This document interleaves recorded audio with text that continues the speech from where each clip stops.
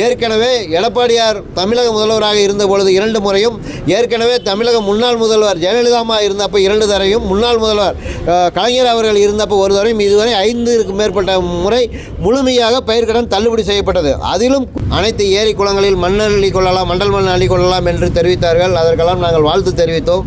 இந்த நிலையில் நேற்று முன்தினம் மாலை விவசாயிகள் மேல் 1 லட்சம் வாங்கிய விவசாயிகள் அனைத்து விவசாயிகளுக்கும் 5000 ரூபாய் தள்ளுபடி செய்யப்படும் என்று அறிவிப்பு வெளியிட்டுள்ளார். இது பெருத்த ஏமாற்றம்.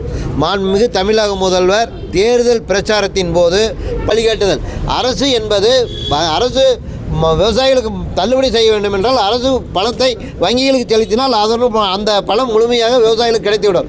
ஆகவே ரிசர்வ் பேங்க் வழிகாட்டுதல் என்பது தொடக்க வேளாண்மை கூட்டுறவு வங்கிகளுக்கு எப்பொழுதாக கொரோனா காலத்தில் கூட எந்த விதமான தொழிற்சாலையில் இயங்கவில்லை, அரசு அலுவலகங்களில் இயங்கவில்லை, எந்த ஒரு பணியும் நடக்காது கூட 150 கோடி மக்களுக்கு அல்லும் பகல் பாராமல் அவர்கள் கொரோனா வீடுகளில் இருந்தவர் கூட அங்கே கொண்டு நேரடியாக காய்கறிகளையும் உணவுப் பொருட்களையும் விற்பனை செய்தார்கள். இரவு நேரங்களில்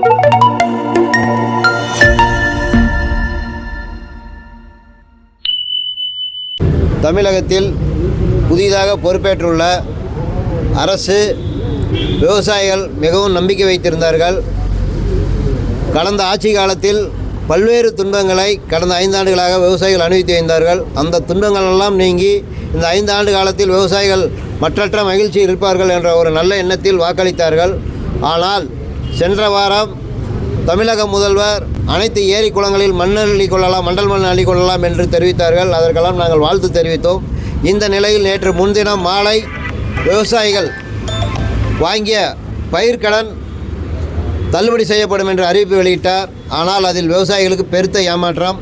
50,000 பெற்ற விவசாயிகளுக்கு முழு தள்ளுபடி என்றும், 50,000 பேருக்கு மேல் வாங்கியவர்களுக்கு 40,000 என்றும், 60,000 பெற்ற விவசாயிகளுக்கு 40,000 என்றும், 70,000 பெற்ற விவசாயிகளுக்கு 30,000 என்றும், 80,000 கடன் வாங்கிய விவசாயிகளுக்கு 20,000 என்றும், 90,000 கடன் வாங்கிய விவசாயிகளுக்கு 10,000 என்றும், 90,000 வாங்கிய விவசாயிகளுக்கு 10,000 என்றும், அதற்கு மேல் 1 லட்சம் வாங்கிய விவசாயிகள் அனைத்து விவசாயிகளுக்கும் 5000 ரூபாய் தள்ளுபடி செய்யப்படும் என்று அறிவிப்பு வெளியிட்டுள்ளார். இது பெருத்த ஏமாற்றம். மாண்புமிகு தமிழக முதல்வர் தேர்தல் பிரச்சாரத்தின் போது பல்வேறு இடங்களிலும், குறிப்பாக அவருடைய தேர்தல் அறிக்கையில் குறு சிறு விவசாயிகளுக்கு வாங்கிய பயிர்க்கடன் முழுவதும் தள்ளுபடி செய்யப்படும் என்றும், அதேபோல பெரிய விவசாயிகளுக்கு 50% கடன் தள்ளுபடி செய்யப்படும் என்று தேர்தல் வாக்குறுதியில் அளித்திருந்தார். ஆனால் தேர்தல் வாக்குறுதியில் அளித்த வாக்குறுதிக்கு நேர்மாறாக நேற்று அறிவித்த அறிவிப்பு விவசாயிகளுக்கு, ஒட்டுமொத்த தமிழக விவசாயிகளுக்கு தமிழக முதல்வர்கள் மேல் இருந்த நம்பிக்கை அனைத்தும் இழந்துவிட்டார்கள். தமிழக முதல்வர், அரசு அதிகாரிகள் தவறான தகவலை குறிப்பாக ரிசர்வ் பேங்க் வழிகாட்டுதல் என்று தெரிவித்திருக்கிறார்கள். ரிசர்வ் பேங்க் வழிகாட்டுதல் என்பது அதாவது வங்கிகளுக்கு வழிகாட்டுதல். அரசு என்பது அரசு விவசாயிகளுக்கு தள்ளுபடி செய்ய வேண்டும் என்றால் அரசு பணத்தை வங்கிகளுக்கு செலுத்தினால் அதனுடன் அந்த பணம் முழுமையாக விவசாயிகளுக்கு கிடைத்துவிடும். ஆகவே ரிசர்வ் பேங்க் வழிகாட்டுதல் என்பது தொடக்க வேளாண்மை கூட்டுறவு வங்கிகளுக்கு எப்பொழுதும் பொருந்துவதில்லை. இதற்கு முந்தைய அரசு ஏற்கனவே எடப்பாடியார் தமிழக முதல்வராக இருந்த பொழுது 2 முறையும், ஏற்கனவே தமிழக முன்னாள் முதல்வர் ஜெயலலிதாமா இருந்தப்போ 2 தரையும், முன்னாள் முதல்வர் கலைஞர் அவர்கள் இருந்தப்போ 1 தரையும், இதுவரை 5க்கும் மேற்பட்ட முறை முழுமையாக பயிர்க்கடன் தள்ளுபடி செய்யப்பட்டது. அதிலும் குறிப்பாக என்னவென்றால் மே மாதம் 1ஆம் தேதியில் இருந்து தான் இந்த தள்ளுபடி பொருந்தும் என்று கூறுகிறார்கள். ஆனால் விவசாயிகள் அப்படி கணக்கு கிடையாது. மார்ச் 31 கணக்கு முடித்து விடுவார்கள். ஏப்ரல் 1 இருந்து அவர்கள் புது கணக்கு துவங்குவார்கள். எங்களுக்கு மார்ச் 31க்கு முன்பு எவ்வளோ பயிர்க்கடன் வாங்கியிருக்கிறார்களோ அதற்கு முன்பு அவர்கள் ஓவர்டீஸ் தேர்தல் சமயத்தில் அவர்கள் பணம் கட்டாது வைத்திருப்பார்கள். அதற்கு முன்பு யார் எவ்வளோ பயிர்க்கடன் வாங்கியிருக்கிறார்களோ 5 ஏக்கர் தேர்தல் வாக்குறுதியில் தமிழக முதல்வர் அறிவித்தது போல முழு பயிர்க்கடனையும் தள்ளுபடி செய்ய வேண்டும். அதே போல் நாங்கள் கேட்பதையெல்லாம் சிறு விவசாயி பெரு விவசாயி என்பதில் பெரிய விவசாயிகளுக்கு 50% என்று தெரிவித்தார். அதையும் தவிர்த்து அந்த விவசாயிகளுக்கு முழுமையான பயிர்க்கடன் தள்ளுபடி செய்ய வேண்டும் என்பதுதான் எங்களுடைய பிரதான கோரிக்கை. விவசாயிகள் ஆடம்பரத்திற்காக வங்கி கடன் பெறுவதில்லை. அவர்கள் இந்தியாவில் உள்ள 150 கோடி மக்களுக்கு இரவு பகல் பாராமல், அதுவும் குறிப்பாக கொரோனா காலத்தில் கூட எந்த விதமான தொழிற்சாலையில் இயங்கவில்லை, அரசு அலுவலகங்களில் இயங்கவில்லை, எந்த ஒரு பணியும் நடக்காது கூட 150 கோடி மக்களுக்கு அல்லும் பகல் பாராமல் அவர்கள் கொரோனா வீடுகளில் இருந்தவர் கூட அங்கே கொண்டு நேரடியாக காய்கறிகளையும் உணவுப் பொருட்களையும் விற்பனை செய்தார்கள். இரவு நேரங்களில் 12 மணிக்கு கூட கரண்டுகள் வருகிறது. அப்பொழுது கூட விவசாயிகள் அங்கு சென்று மோட்டாரை எடுத்து நீர் பாசிக்கிறார்கள்.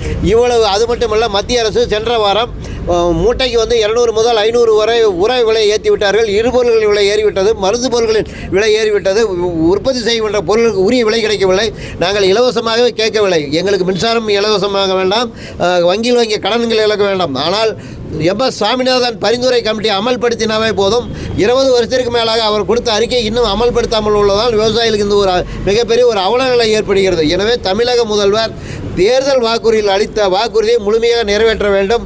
அரசு அதிகாரிகள் சொல்லும் பேச்சை கேட்காமல் மக்கள் வாக்களித்திருக்கிறார்கள். மக்களுடைய எப்படியுமே அரசாங்கம் என்ன பண்ணுவாங்கன்னா, தேர்தலுக்கு முன்பாக அரசுகள் ஒரு நிலைப்பாட்டை எடுக்கின்றன. தேர்தலுக்கு முன்பு அலுவலகத்திற்கு தலைமைச் செயலகத்திற்கு சென்றால் அங்கு இருக்கின்ற அதிகாரிகள் தவறான வழிகாட்டின் பேரில் அவர்கள் வந்து மக்களை சந்திக்க விடாமல் இதுபோன்ற தவறான தகவலை தெரிந்து தமிழக முதல்வருக்கு அவப்பெயரை ஏற்படுத்த முயற்சி செய்கிறார்கள். எனவே தமிழக முதல்வர் விழித்துக்கொண்டு அதிகாரிகள் ஒரு நாளைக்கு 50 பேரை சந்தித்தால், ஒரு நாளைக்கு பொதுமக்களை 25 பேரை சந்தித்தால் தான் இதில் இருக்கின்ற ஏற்றத்தாழ்வுகள் அவருக்கு தெரிய வரும். ஆகவே மூத்த அமைச்சர்களையும் எங்களுடைய விவசாய சங்க பிரதிநிதிகளையும் உடனடியாக கோட்டைக்கு அழைத்து விவசாயிகளுக்கு ஏற்படுகின்ற பிரச்சனையை தீர்க்க வேண்டும்.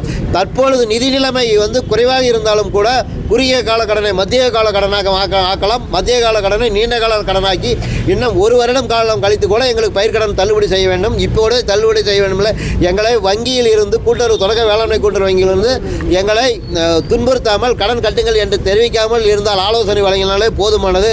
எனவே தமிழக முதல்வருக்கு இதில் மிகப்பெரிய கெட்டப்பெயரை ஏற்படுத்த வேண்டும் என்று நினைத்து இந்த அறிவிப்பை வெளியிட்டிருக்கிறார்கள். எனவே மாண்புமிகு தமிழக முதல்வர் இதில் விழித்துக் கொள்ள வேண்டும். அவருக்கு 10-15 நாட்கள் கிடைத்த நல்ல பெயரை ஒரே நாளில் சிதைத்து விட்டார்கள் இந்த கூட்டுறவு கடன் தேர்தல் வாக்குறுதியினால். எனவே தமிழக முதல்வர் இதில் இருந்து மீண்டு எழுந்து விவசாயிகள் சங்க பிரதிநிதிகளை உடனடியாக அழைத்து பேச வேண்டும். தமிழக முதல்வர் அவர் கட்சி தொடங்கிய நாளிலேயே முதல் பிரச்சாரத்திற்கு சென்றது பரந்தூர் விமான நிலையத்தில் சென்று அங்கு மக்களை முதல் விவசாயிகளை சந்தித்தார்கள்.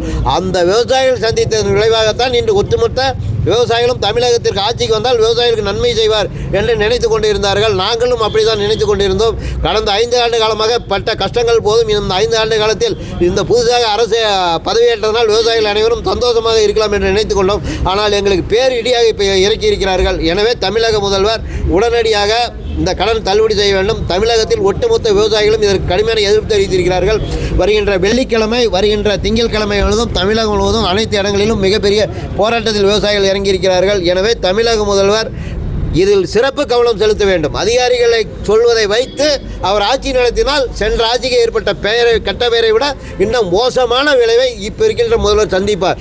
எனவே பல்வேறு ஆலோசகரை வைத்திருந்தாலும் கூட அது தேர்தலுக்காக வைக்கப்படும் ஆலோசனை நடைமுறைப்படுத்துவதற்கு விவசாய பிரதிநிதிகளுக்கு என்று இருக்கின்ற ஆலோசகரை வைக்க வேண்டும். ஒவ்வொரு துறைக்கும் தனித்தனியாக ஆலோசனை வைக்க வேண்டும். அதற்கு மேலும் பொதுமக்கள் பாதிக்கப்படுகின்ற விவசாயிகளை போன்றவர்களை கருத்து கேட்டு நல்ல முடிவு எடுப்பார் என்று நம்புகிறோம். தவறும் பட்சத்தில் சென்ற ஆட்சிக்கு ஏற்பட்ட நிலைமையை தான் இந்த ஆட்சிக்கும் ஏற்படும். மக்கள் தொடர்ந்து பல்வேறு போராட்டங்களில் தமிழகத்தில் தொடர்ந்து நடைபெறும்.